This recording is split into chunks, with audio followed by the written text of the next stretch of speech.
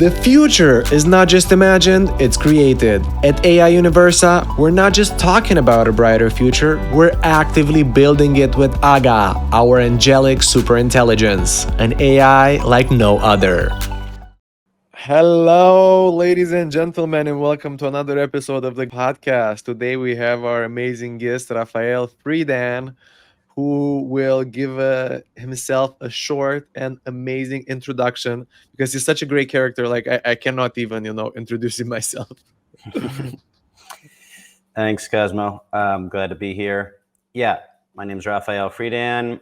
I've been a storyteller my whole, adult life. I worked in the traditional film industry in Los Angeles and Hollywood in the U.S. and I was a writer and director there. Made a movie that's on Amazon Prime and Apple TV, and then that was my first movie, and that came out in 2019, and then was set to direct my second movie in 2020. Of course, we all know what happened in 2020, and after COVID shut down the film industry, I got into the NFT Web3 metaverse space and was working in that space, storytelling, writing stories, and building worlds for different NFT and metaverse projects. And then more lately, because of the kind of dip in that market and a lot of those projects falling apart, I've been producing regular Web2 content for social media as a service for clients, individuals or companies.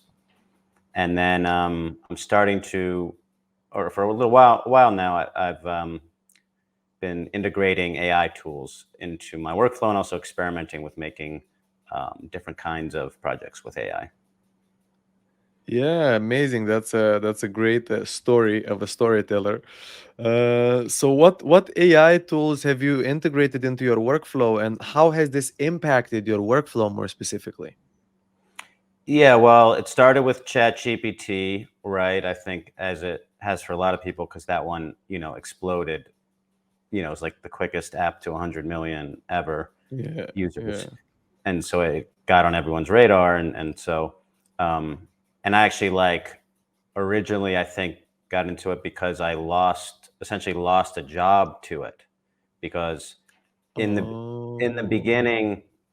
beginning, people thought it could do everything. Like they didn't quite realize any nuances to it yet. Like it's like, oh, you put it in what you want and it gives you perfect, right? Everyone's like, it sort of seemed like a magic trick at first, or not a trick. It just seemed like magic at first, right? And so like an NFT gaming project, they were like, oh, we don't need you anymore. We're just going to use ChatGPT to write to write the story. Mm. And that project's not doing so well, but that's another story. So I was like, all right, I had played around with it, but let me really try to figure out how I could use it, like for real, not. And so after I've been using it for a while, what I've discovered is it's very good and helpful at certain things. What for me, a lot of it is brainstorming ideas. It's like, all right, I want to write a story about um, a guy who goes to Bali, right? So give me a bunch of funny things that could happen to him, or sad things that could happen, or like whatever the case may be. But like, give me a bunch of ideas, and then Yeah. it'll give me a bunch of ideas, and that'll help my brainstorm. Some of them will be good, some will be terrible, some of them will just inspire my thinking, like, oh, but if I take that and add this to it and spin it, right? So idea generation has been great with ChatGPT. Also, research. It's like if I'm writing something about, let's keep going with the Bali thing. If I'm gonna, the guy going to Bali encounters some local, traditions or something. Okay, can you give me a summary of like what are the local traditions in Bali, right? And then it'll compile. I don't have to search through like a ton of different Google, and different sites and try to do my own research report. It'll just do a research report for me, very quickly. And so that is something that it's very good for. So I consider it like a writing assistant, not like a substitute for a writer. Um, so that was the first one. Lately, I'm trying right now. I'm working on generating um, like a trailer or a concept video completely from AI. So I'm using Runway. I'm using Midjourney. I'm using DID. I'm using 11 Labs, and yeah, so I'm using those right now, and they're cool. I mean, they're somewhat limited, but they're cool. Yeah, yeah. I mean, those are some great tools, man. And I love your story about ChatGPT actually, and how it like pseudo took your job in the beginning, because I know there was a lot of talk about like ChatGPT taking jobs, and I love how it kind of like came back full circle, in the sense of like people started realizing that the AI is not fully capable yet of really taking people's jobs. It's more like making people's jobs easier, and I think that that's kind of the direction that like AI is going into, is to like make people's life easier, not harder, in terms of like not finding jobs. It's like, hey. You don't have to do all the brainstorming by yourself. You can ask ChatGPT. You can get help with things like research, so you can be kind of like more productive at work with easier work.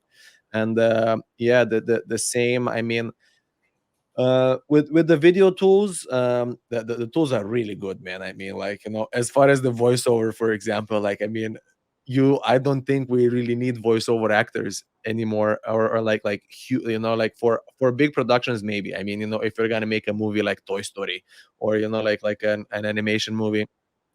But for simple stuff, I mean, that 11 Labs makes some great voiceover. Sometimes it's better than me as a human, because I recorded some podcast intros and outros for this podcast.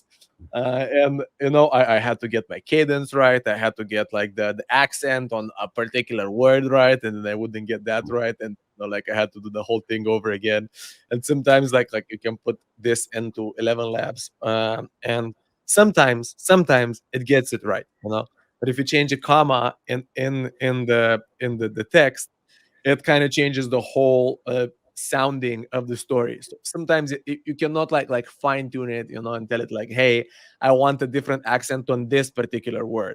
But still, it's quite smart, man. Like AI is quite smart on what it's done in the past, couple of years, or at least like in the last year of development, when this kind of great shift has been. And I love how you found out about AI kind of by ChatGPT. I feel that ChatGPT really started this craze, because Midjourney has been available for the past 3 years or so. I mean, it wasn't so developed, but it's been available for the past 3 years or so. I remember when I was into crypto, and it was like another Discord server, and I would go into this Discord server, and I would type in some stuff, and it would give me some good images. Like, it was fun to play around with, but I didn't really pay attention to it. And I think a lot of people didn't really pay attention to AI until ChatGPT came about, and it was like this big craze that everybody was talking about, and everybody got super hyped about it, and everybody started discovering what are now like all of these like hundreds of tools that are making some quite like amazing content.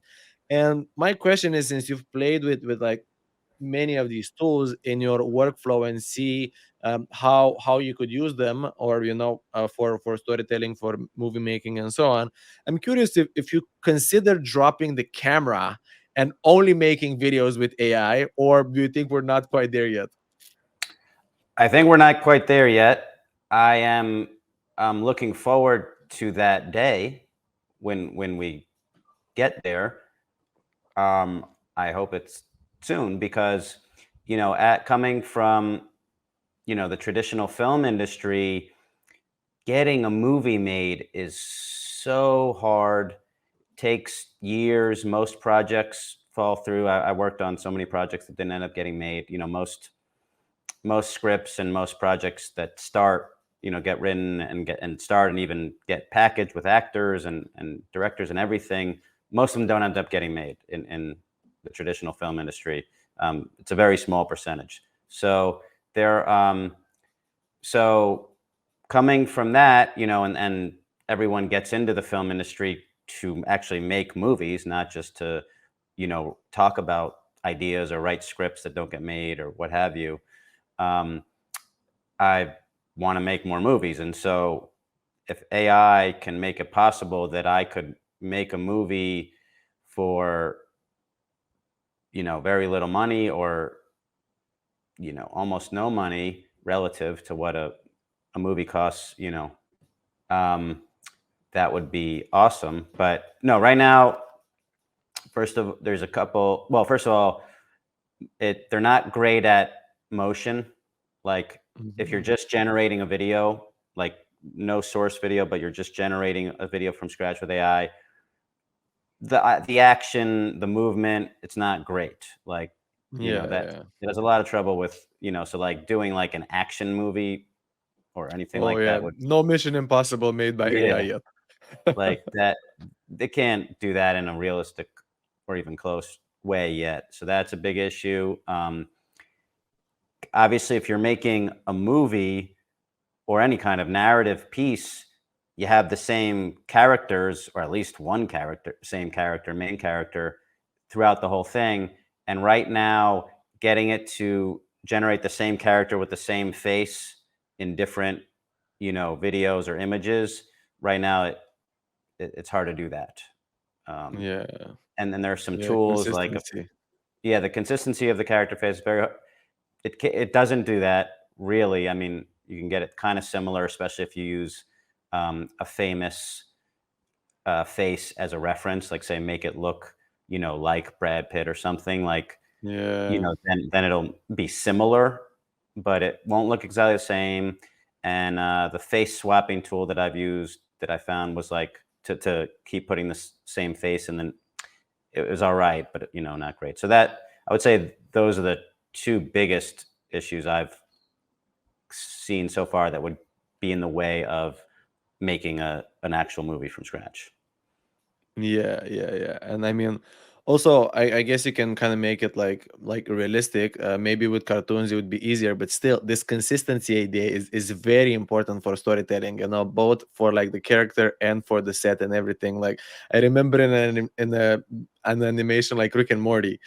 It man, that show is first of all amazing, right? On like the production quality and like the quality of the sketches, the quality of the voices, and so on, or at least it was until recently. And I know there's so many consistencies between the episodes. Like in one episode, like they kind of ripped apart the house and teleported somewhere else, and then it came back, and there was a crack in the driveway that stayed throughout like the 4 or 5 seasons preceding that episode. So there's a lot of consistencies between the episodes. The characters, like they always got to look the same, and it's kind of like what we see as like normal right now. Maybe in the future it will evolve. Maybe it is because like we kind of look the same. And also when you make animations, it's kind of like the the blueprints that they make it on, because it's like they keep the same face and then they just change the face like that. So maybe it will actually evolve like that, because I think right now for every image they're basically creating something from scratch or from the last image that's kind of moving. And if we're trying to string things together, because I think that that's part of an issue right now. Like if you're trying to make like a 1 hour production, you're basically linking like 50, 60, 100 different clips together from different scenes, from different sets, from different, I don't know, settings, and so on. And I think that's kind of where they lose the inconsistency, because the programs are not big enough to kind of maintain the flow of the same character all throughout the scenes. But I think possibly we can get there, and we can talk about where we can get there in like 3 to 5 years in a bit. But now I'm curious to get back a bit to the industry, because this is like a hugely important topic, and I know there have been like some even strikes in LA, where the main house of the industry actually is. I don't particularly want to talk about that, but it's clearly that the industry is getting impacted by this.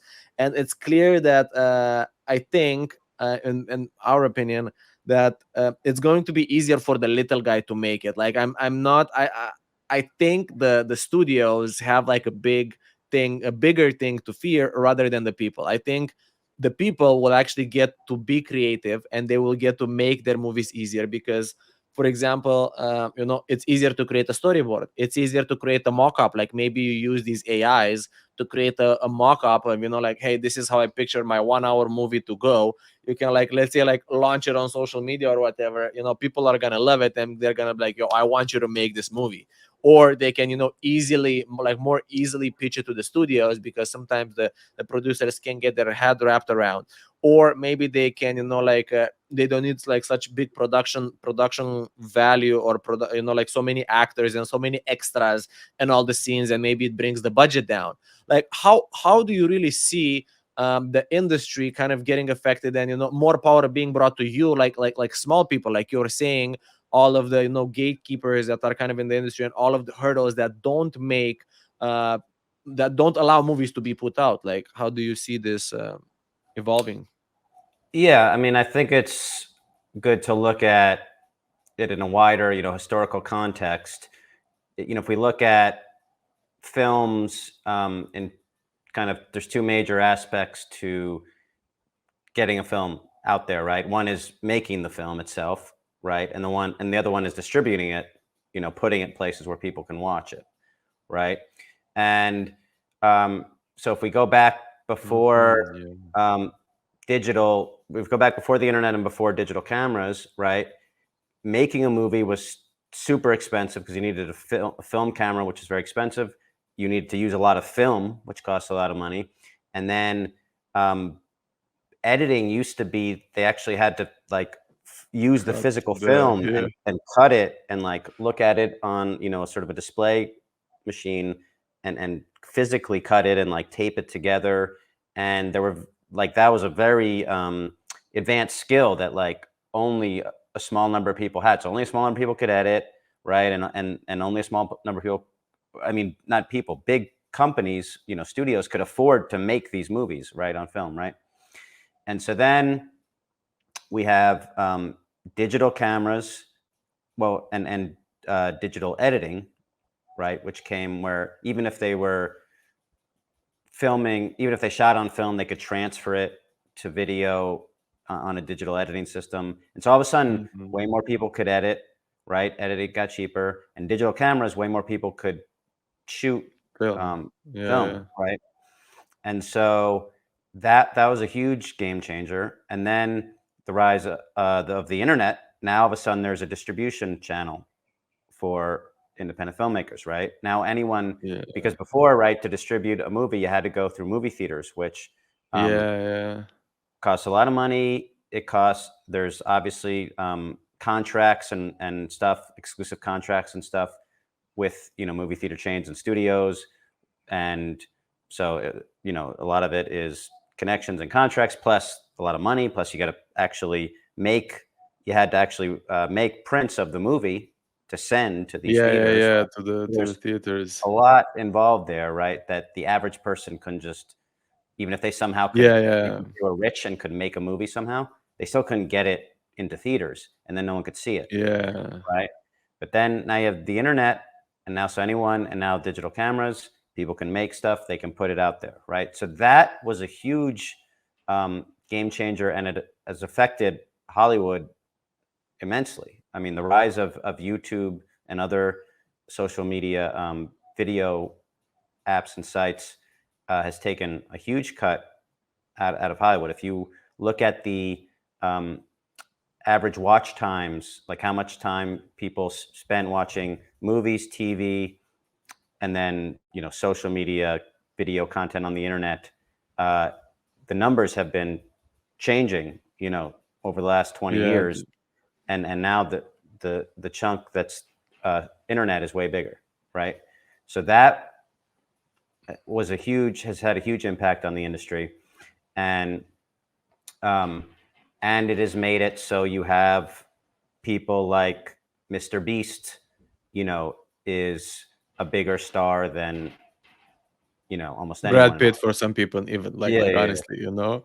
Right. Yeah. So Yeah. now So that's totally changed the game. And someone like Mr. Beast, right, is he has no boss. He answers to no one, right? He is the whole, like, he is the head of the studio. He does whatever he wants, right? Yeah, So yeah. And he I started mean, with a like, webcam in his dormitory, or something like in his bedroom. he It's was not like, like, he started when he was like 11 or 12. I mean, yeah, he yeah, yeah. he Just was but that's sort of an example of like a self-made and essentially, film studio, right? I mean, he yeah, literally has a studio, in North Carolina, I think, or wherever he is. Um, so, but that is, but it's the ability to make stuff and get it out there, right? And so, but with digital cameras, to make it still costs money. I mean, digital cameras still cost thousands of dollars, right? yeah, yeah. Like And if you want a red, or something like yeah, good, like a really or good like digital camera costs 40, 50, 100K if for a whole rig and everything. So in terms of like what they shoot movies on, right? yeah, Those are not cheap.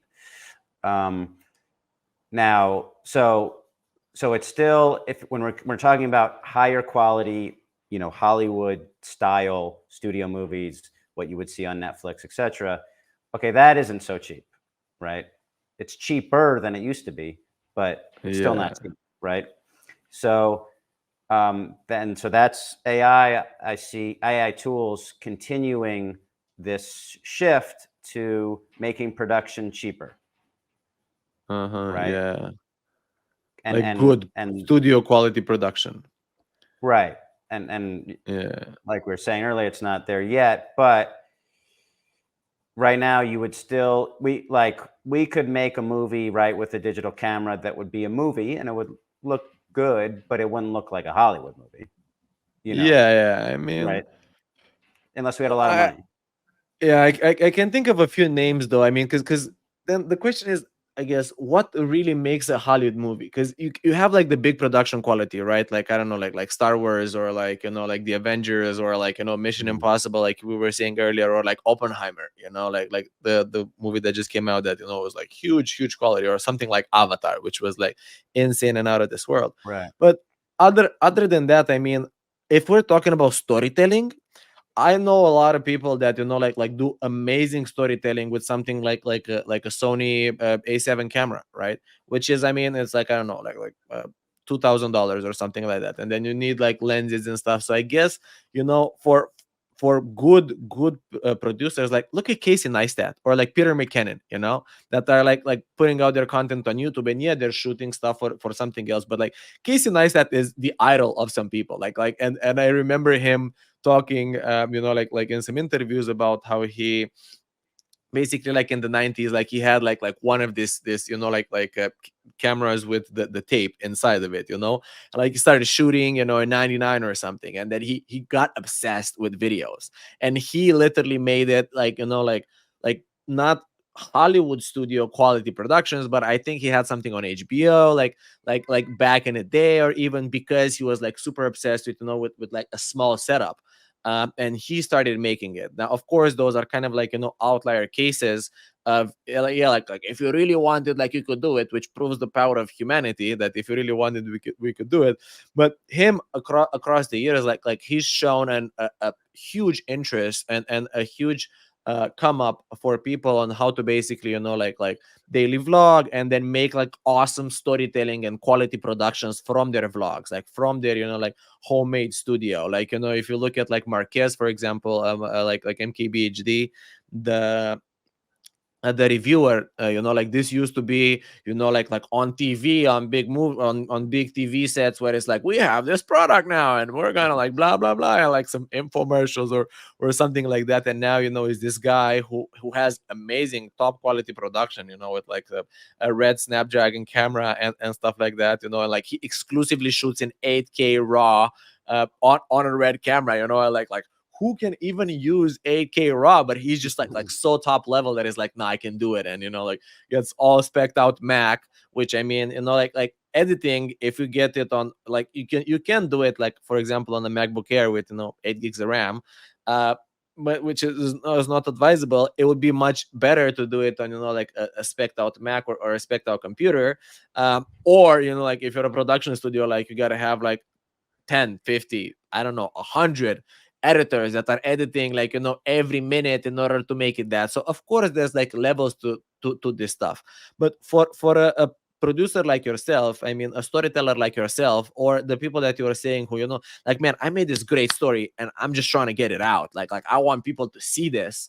To get my foot in the door, to launch something as my first movie, and maybe some people see it like Quentin Tarantino did when, like he, I don't know, somehow fundraised the made of Reservoir Dogs, and then like everybody saw Reservoir Dogs and they were like, bro, I want to be in your next movie. Like Bruce Willis wanted to be in his next movie. Like it was like that good. And that's how, when he made Kill Bill, he ended up having Bruce Willis because, like, bro, I love Reservoir Dogs. Everybody loved it. Everybody wanted to be in his next movie. So I think it's about that. And yeah, Quentin could have done it, but I think now with the advent of AI, it'll be way easier to get in front of people's faces. The industry will survive for sure, but we're not going to be so reliant on the industry, right?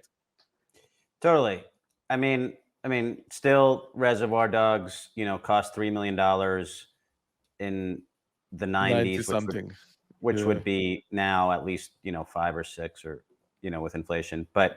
Um, but sort of the point you're making about no matter the cost or the tools, you still need a great storyteller Yeah. to tell a great Like story, right? yourself. Yeah. Yeah, and so definitely I agree with that, and so I don't think these tools will replace great storytellers. They'll just help great storytellers, um, to both to make their stories and also just to have a quicker output, right? Yeah. Like Yeah.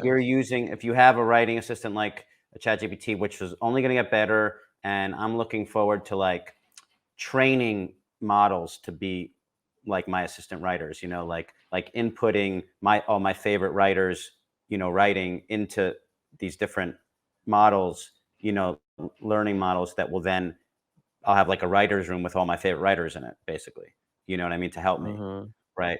Like, so I'm looking forward to more advanced, like, as opposed to sort of just a general language learning model like ChatGPT, which is, kind of broad, right? Um, but but the idea it will help the output go quicker, and if you can use these tools to generate, actual videos, then obviously that's going to go way quicker than if you have to go out and shoot a movie, right? The old Yeah. fashioned one. So the output will increase. It's not just that you'll be able to make stuff for cheaper, but you'll be able to make a lot more stuff, which is ultimately great for society and culture, right? Imagine if Yeah. Quentin Tarantino has made 9 movies, right? Imagine if he had made 90, right? Yeah. Oh man. Man. Right. Yeah. Um, Now, not necessarily that he would, because he's like obviously Yeah. Yeah. Yeah. he doesn't want to make a ton of movies. He spends a lot of time on each one. Yeah. He wants But to be a true just artist. that idea, right? That the great filmmakers, great storytellers, great artists. I mean, it's not just about film. We're talking about that, but can make stuff faster, and they'll be able to make a lot more, right? And so that's great. Now, of course, yes, there will be way more content for us all to sift through to to find the good stuff, right? But there's already more content than we can see in our whole lifetime if we never slept, right? There's already so Yeah. much, right? So 20 times more, it's still way too much. You know what I mean? Like, it's still more than we can see. So I think you'll still have the issue of getting seen because there's so much content, which is a challenge right now, right? For if you put stuff on the internet, just because you put it up doesn't mean anyone Yes, sees it, anybody's gonna right? see it. Yeah, yeah, yeah. You need So that's eyes. challenge is not going away. Um, Yeah, but the the point of, yes, that if there are many other filmmakers that, unlike Quentin Tarantino, were not able to raise 3 million for their first movie, yeah, right? Or yeah, get a movie, right? And so we don't know. there are definitely a lot of great filmmakers, writers, etc., that were never able to get their movie made, and so we don't know about them. One of my favorite books is called "A Confederacy of Dunces." Have you know that book? No, Uh, never even heard of it. So tell me, please. yeah, it's so this guy, um, he basically he was a struggling writer and ended up killing himself, and then Mm. after he died, and never got published, nothing. After he died, his mom found a manuscript in his desk of a book that he had written, and it took her 10 years, but she eventually got it published, and then it won the Pulitzer Prize for fiction, which is the highest Wow, wow, man. prize that a book can Yeah, win yeah, in the U.S. And it's like on classic a bunch. Anytime yeah, you look at like yeah. Die, lists of funniest, starving writer or artist. yeah, like if you look up and anytime I look a list of like funniest books of all time, it's a comedic novel. It's on there. It's I recommend it. It's very good. But but the point is like if his mom didn't find that and also didn't you know work for 10 years Push through for 10 years. and Yeah, yeah, not take no for an answer and get it published, well, that we never read that book, right? And that's happened with a lot of scripts, and movies that never got made because a script for a movie is nothing, right? Like yeah, it doesn't yeah, get yeah. published. Like these No these one reads it. people, these studios got hundreds, thousands, probably. Maybe hundreds a Oh, day. People just yeah. sending them like, you should read this, you should read this. So yeah. Yeah, but it's about these gatekeepers. So, like, if we can somehow bypass the gatekeepers to get out some type of work for people to create some type of hype around this, I think that that's huge advancements for the people, like for the writers themselves, for the editors, like for the storytellers, for whoever is interested in basically like making a movie and telling a story. I actually now that we talk about it, like I used to view like movies coming into this conversation, like I used to view movies themselves as like like, yeah, there's like movies, but it's more about stories. And I think the most to win will probably get to be the storytellers that are here. I mean, of course there's like editors and camera people, that like take great pride in working on great movies, but I think the power is in the hands of the storyteller, right? In a movie set, like in a movie in general. Well, it should be. It should be, and that's what we're getting, right? That's And yeah. there's a old joke in Hollywood that in terms of power on the set, the writer ranks just below the caterer. Ah, man, So okay. historically, in the film industry, the writers have not had much power. Now, in TV, that was different, and like the sort of the head of the show, the showrunner is a writer and a producer. But in movies, the director had the creative power, and obviously the studio had a lot of Yeah, control because they were paying for it. But yes, the writers generally did not have much power, even though yes, they were the ones creating the whole story from the first place. Um, Directors had the most creative power, but depending on how established they were, the studio also would control. A friend of mine directed a big studio movie. It was his first movie, and he said it was a nightmare. Like he was arguing with the studio every day. They wouldn't let him do what he wanted. They were controlling him, and so if you're somebody like James Cameron, then you can you do get what you more want freedom. at this point. Yeah, Yeah, because you've made so much money for studios that they're like, we trust, we know you'll yeah, take care of it, which is, and all they care about is making money at this in this stage of the game because all the studios got bought up by these huge corporations, right? yeah, yeah. It, So it's all like a cow to milk, you know. It's just another cow to milk for them. It's not about like, hey, what do we actually put out to the people? And usually sometimes they also have their own agenda on what to put out to the people, so they are funding these movies that are, you know, pro or anti something, whatever that something is, in mhm. in like spite of, you know, better moving, like having better movies possible to be made. And we know that there has been some big scandals, you know, lately about some movies that came out that were, you know, like too agenda pushing and stuff like that, and how the Hollywood, you know, is becoming is trying, like specifically really trying to push these agendas. And I think, I mean, personally, I want to come back, in short, to a point that we made a while ago, you know, of like movies, or like people, the graph of how many people go to the studio back. And I just want to bring it back to myself, to the theater. I'm sorry, I just want to bring it back to myself, that, you know, as far as I remember, I mean, and, you know, even when I was in the States and when I was talking to people, there were like, back in the day, there was like either the theater or the VCR or home DVD and or TV. Like these were like the big three mediums. And I remember as a kid, personally, like I would spend a lot of time in front of the TV. I would, you know, like I would go to the store. Like when I would go to the store, there would be two sections that I would go to exclusively. It would be the toy section and the DVD section, to see, okay, like what can we watch, and okay, the game section too. But in terms of games and toys are like that.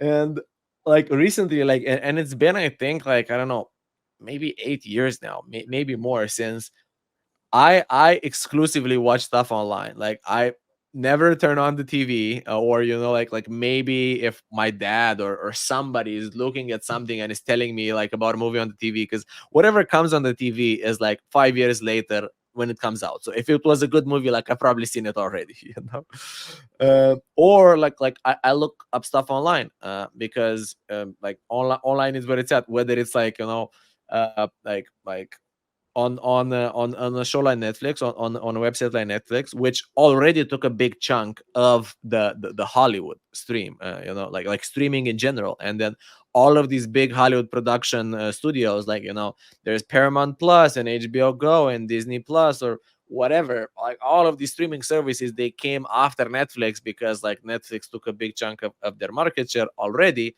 And of course, there's YouTube. Like YouTube is still specifically the most watched, like as far as watch time. And I know there was a graph coming back on, like, you know, Netflix regained its power after YouTube, so they're still like the most watched after YouTube. That's literally what it came out in the report for this quarter, for last quarter or something. So we're switching out online anyway, and storytellers can more easily like be online, you know, and kind of do whatever they want. And yeah, are you You kind of know, planning to make some stuff and put it out online, or, you know, and like how is basically, are you thinking of integrating AI? Like are you getting empowered by AI to make some stuff and put it up online, because you don't have to go through the studio production, specifically since you've been in Bali? Because I know you've been in Bali for a while, and, you know, like as a creative person, like you want to put stuff out. Like how does this work for you? I'm curious. yeah, definitely. Yes is the answer. Can't wait Because to see that, man. thanks. Uh, yeah, because again, that whole thing about I got into the film industry because I want to make stuff, right, and put You're it out right. there. And my um, the production company I have right now, making content as a service, is primarily brand building, right? In other words, Yeah, it's there's storytelling involved, right? Of course, there's a brand story for every individual, every company, but it's not fictional storytelling, yeah, and that's my true love, is fictional storytelling. yeah. Going back to when I was a kid, right? I always read a lot of fiction, watched movies, TV, etc. So that's where these tools are um, really appealing to me, and that I'm excited about, is the ability to make fictional stories, movies or Yeah. series of some kind. And the to actually shoot something, right? You, I mean, think about if you want to shoot something, right? You either need to go find the locations that already exist, and then either pay or get permission to shoot there, right? Or you got to build them, right? Which obviously costs a ton of money, right? And Yeah. so if so, in other words, the movie that I made, because of the budget that we had, right? I couldn't just um, set it, in 25 different locations, right? Yeah. Because Yeah. that would cost so much, right? Like if you mentioned Mission Impossible, like think about how many locations that movie takes place in, Yeah, right? and what type of locations? I mean, you're Yeah, in the exactly. mountains, and then you're by the sea, and then you're there, and you're there. It's just like, whoa, yeah. And the Reservoir Dogs were all shot in the same place, like in the same, yeah. Yeah, great example, right? Reservoir Dogs has to take place in that one spot. They don't have the money to go all over the place, right? Yeah. So, so in other words, in there's a lot of limits, right? If even if we're going to make it ourselves, but if we can generate it with AI, all of a sudden those handcuffs are off, right? And you can take it anywhere, right? And so I see that there, especially with the humans, we're still having, working on that, but like you meant something like an avatar or something like that. Like that is Yeah. something that is something that no one could make independently before, Yeah. right? Yeah, Like yeah. Now we you could, can. I mean, yeah, not now you now, can. but very I soon. mean, I not mean, now, very but soon. that's the kind of thing that all of a sudden can be made independently that couldn't be before. Like we could make an independent movie of just people like what's a famous movie that takes place with just kind of regular people in regular set. I don't know, I can't think of one right now, but just Yeah, a I don't movie know. that takes place in houses. A movie takes place in houses and Yeah, like most of restaurants. these sitcoms, I mean, like Yeah, like most a of these sitcom. sitcoms, like that's literally their set, it's like they have the same set, whether it's The Right. Office or How I Met Your Mother or Friends, it's like the same apartment style stuff and the bar and like two, three other places. It's like, simple. Right. So we could do something like that, right, with the digital camera and real people, right, with for not a ton of money, but we couldn't make an avatar or something, anything like Yeah, that, like anything that requires major CGI or yeah, anything in space, anything in any fantasy world, anything in a previous time period, right? Because you need to yeah. completely You need all these costumes and all of these, like costumes cars and the and all of set these. and cars and right, everything has to be Yeah, different. like Game of So Thrones, bro. Like, yeah, yeah, Game of Thrones, great. Yeah, we couldn't make that independently at all, or anything even in that genre. yeah, So I see that as a major, or that's what I'm.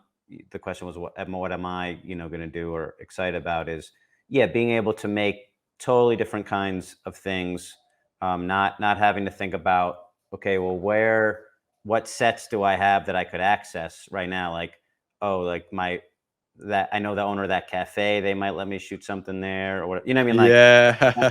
if I'm going to make something, actually shoot it for real, I'm thinking about what do I have access to, or what are my current resources, or what's around here.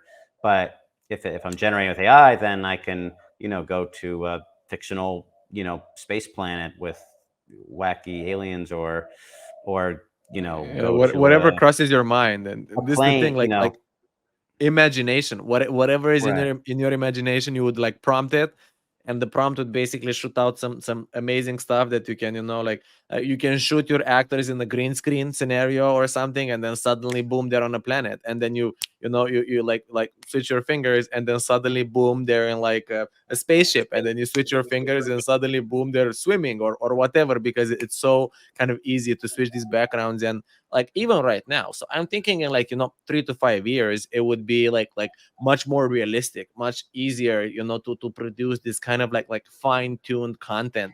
Because I think that's the timeline both for us at the AGA and for for the world. I mean, like we're looking back at like what advancements have been made in the last 3 years, and we're looking into the future at in the next 3 to 5 years, because I don't even think 10, like the way that this stuff is advancing, like I think 10 is like too far. So many things can happen by 10, by even by 2030. um, that looking at it on such a long range would probably be inefficient. I don't know if we can even dream that big. But the thing in 3 to 5 years, what we're trying to do at AGA is trying to create a golden age for humanity, because of the advancements of AI that are going to basically empower people to put the ideas in like back in the hands of the people. So we can actually do more of what we want to do, considering like we don't have to to truly work in order to suffice a boss, or in order to suffice a company to make some extra money. Or like in your case, I mean, in the video producers or storytellers case, in order to have to to beg and to do to beg these studios and to do whatever they tell us, because like, hey, I want to get my movie out. So considering this like golden age that the artificial general angel is creating for humanity in such a scenario, and like 3 to 5 years, like what do you see kind of like yourself doing if you didn't have to to work for these brands that are basically paying you money, unless you want to, I mean, unless like, hey, this is truly your passion and you enjoy that, right? But more as like a storyteller, where do you see kind of like this thing going? And we've briefly touched upon it with the things that are available now, and kind of like where it's going. But from either your perspective or like your younger self perspective, of like, hey, 20 years ago, before you had to to put yourself through going through all of this stuff, in the industry, like if you are a young writer, or yourself, because you're still young, a young writer, like what would you do? Like what would you like to see do? Like maybe, I don't know, come up with an idea and just prompt it and blah blah blah, and then in 2 hours or in 2 days or in 20 days, you have a movie that you can show to some people, and like laugh about it, and then switch on to the next project, or however, like what would you do, man? Yeah.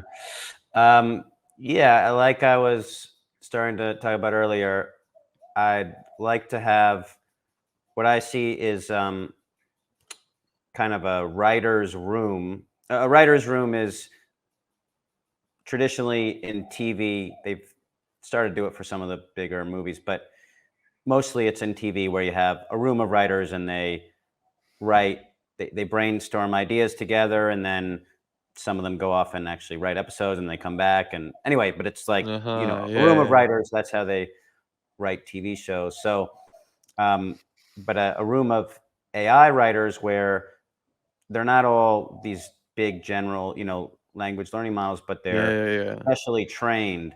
And, I've trained one to be, Quentin Tarantino, and one to be, yeah. one to be Harold Ramis or Judd Apatow or whatever, just like, And they each or, have or, their or own character, their own yeah, or like characteristics. probably a combination of, I'll combine Quentin, I'll have like an action guy, I'll have, comedy, and then whatever. I don't know. But the point is, you have a room full of writers and also have, put my writing in too, so they know what I like Hmm. and like my Yeah, voice, right? Because obviously I don't want to be writing stuff that sounds like any of those, someone else. It's got to sound like me. yeah, yeah. Right. So this kind of thing where they're trained and they have different, not just different styles, but like what some are like more, oh, they're just throwing out ideas. Some are more judging ideas, right, and Yeah, filtering, yeah, right. yeah, You know what I yeah. mean? Because you And need that. then You need that. It's yeah, not all sunshine and rainbows. right. And then you have sort of one that's maybe more quality control, right? So you kind of set up systems with these AIs, right? And so something like that. And then so we'll then, we'll have ideas, we'll generate ideas that eventually we'll get to scripts of some form, and then take that into the generating. And I mean, this would be cool if it was all just me and AIs. I think probably there'd be some other people too, like a little, like a little studio, but like not a ton of people, just like, a handful of people, um, that are, because I think you'll still need, The um, human aspect of things. yeah, and people that are really skilled at the craft to be overseeing all these AIs, right? Like Mm-hmm. you still need I would think you still need, even if you have that cool writer's room that I described in AI, you still need the human writer at the helm of that, you know, and overseeing it, and quality controlling and whatnot. And then I think the same with the other departments. Like you can't, I don't think giving an AI the prompt of the story or even a script, right? And then you generate the movie and that's it. Yes, that will be possible for sure. Yeah, yeah, But I don't think it'll be as good as if you have someone who is a really good director in charge of that, people that understand, really good editor in charge of editing. Like I those the projects that have those, like, still have the human, um, craftsman component. Yeah, in charge of it, will be better than just the straight Gen AI stuff. Even though, yes, you will be able to put in a prompt and it'll give you a whole movie. That will definitely be yeah. possible, but it's not Yeah, going to be as the quality of that is not gonna yeah. be it. I mean, not to the level that an actual craftsman would do it. You're right. You're right. And to top it up a level, the thing that just came to mind right now as you were talking, like I was literally like imagining you talking to these AIs as you're walking through the forest, through the jungles in Bali, right? Like you go for a walk in the jungle, and then you have your headphones in, and then you talk to these AIs because like literally like not even prompt them, just straight up talking, and then Yeah. you on your morning walk, or your morning run is like, hey, like I was thinking about this and this, and then Quentin says something, and then Right. somebody else says something, and then you're Mhm. like, yeah, I like this idea, okay, like let's put this idea, like, and you're basically adding it up. The AI in the background is keeping tracks of like, okay, like what a script would be like, what is editing would be like, and then as you're walking, like first just voice, like you can just hear it, right? Maybe they can automatically create an actor that like a voiceover that would basically just say whatever this line is and how it would be. And even like if we would have these like holograms, like screens, that would be, and maybe not in 5 years but maybe later, Mm. I don't know, we would have these hologram screens, like it would automatically just like generate it so you can see it as you're walking, as you're doing your morning walk, you're making your video, and then you can mix something like so natural as like walking through the forest, and creative, because like a creative creature. So when we walk, when we perform these actions, when we're quote unquote stuck in traffic or whatever, is like we would actually get to use this time to both do something that's human and to do something that we really like we don't have to be at the computer, we don't have to be at the desk, or maybe you write better at the desk, but all of these constraints that have been put to us by society, because like, hey, this is where my tool is, I have to be at the computer as I'm writing this, as I'm recording this, like I cannot just be like anywhere. Well, maybe in the future you can do what you're saying and be anywhere in any situation. It would automatically just, like bam, bam, bam, make it. And who knows? Who knows, man? Who knows? But I'm excited. The bottom line is I'm excited. Totally. And then that'll be true for anyone in any profession. You can be walking through, and get pull, make a deal memo, and email this person, and you know what I mean? Like for any Yeah, yeah, profession, yeah, yeah, yeah, you'll yeah, be yeah, able to you'll have the AI assistants, that you can just tell to do anything, right? And they'll be able to yeah, do it. One thing you brought up that I wanted to address was the idea of, you're saying you watch more stuff on the internet, and the idea of what makes something Hollywood quality, and like yeah, yeah. comparing. True, true, And I true. think Let's get this is back an to that. important thing to bring up, because people keep talking about, okay, when is AI going to match Hollywood quality, right? Like that seems like, how many years, Yeah, and yeah, yeah, when we get there. But I think that's it doesn't matter as much as people think it does, because look at YouTube, right? You, yeah. YouTube didn't match Hollywood quality for most of Like its existence ever. Yeah, yeah, ever, yeah. right? But it's been taking bigger and bigger Bigger share chunks. from Hollywood, right? And so it's like a different medium. It's not judged in the same standards, right? And and we have a bias. Older generations have a bias, having grown Yeah, up just watching TV and movies, right? yeah. And so they're comparing to that, but younger kids, like, they don't Yeah, care. man. Maybe they've never been to movies. Like I've seen they're with their phone all the time, like on YouTube, on TikTok, on whatever application. Like that's their life. Like that's what they will be comparing this to in like 20 years. And maybe there will be a special app for AI content. Maybe all of the AI content like will be there, and maybe that will take on bigger than YouTube because like you can prompt your stuff, and then you take like Raphael's character and Quentin's character, and then rather than being in school bored to learn something that you don't want, maybe you're just like instantly creating a movie and then sharing it with friends because like, hey, look, this is what I did instead of like math class or in like writing class, like in English class. Like I thought about this dialogue between like these characters and bam bam bam, and I made it and I shared it with friends. Like who knows, man? Like I'm so excited to see what we're doing as like adults and like what these kids will be doing in the world that they will kind of be living in, because they come in with this such a new and vibrant mentality. Like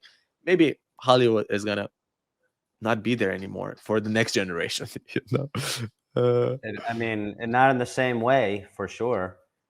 I mean, Yeah, not in the same way. it, Evolving, it, evolution. it'll be different. Yeah, I think there'll be a lot more independent entities, whether they're individuals or just mini studios, mini production companies, right? That don't need huge staffs, don't need huge budgets, and can make productions, distribute it via internet in some way, whatever, app or streaming service or whatever it looks like, and be able to make enough revenue from an audience that they can keep making more stuff, right? And Yeah, it'll be totally, you don't need to um, be you don't need to have a movie that, 100 million people or whatever, 20 million, 50 million people see anymore, right? You can have a yeah, smaller right. you can have a smaller audience,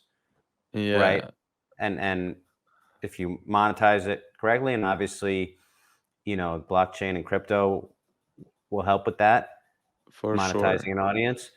Yeah, and But decentralizing community owning.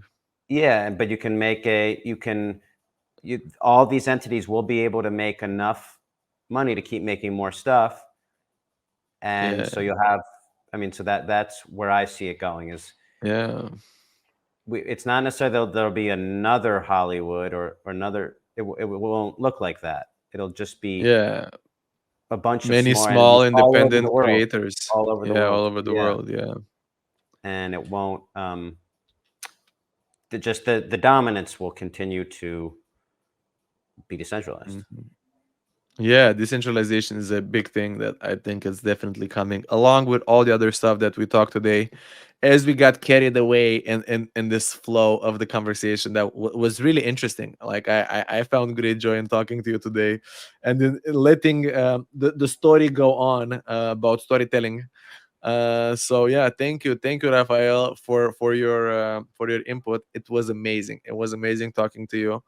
And yeah, I can't wait to see you in our community. You can join it and you can talk to other people about storytelling, about AI, and how this will impact the world. And yeah, maybe I'm curious to see the next stuff that you put out. I'm curious, yeah, to talk to the community that's also interested in talking about this, because I know, like for me, it was a super like proficient conversation that I'm not as proficient in like movies and storytelling, but I see all of these tools. I see all of these like video production tools. How easy it makes it for people, but I didn't have this like overhead vision of like how it worked before, and like what actually comes into the production.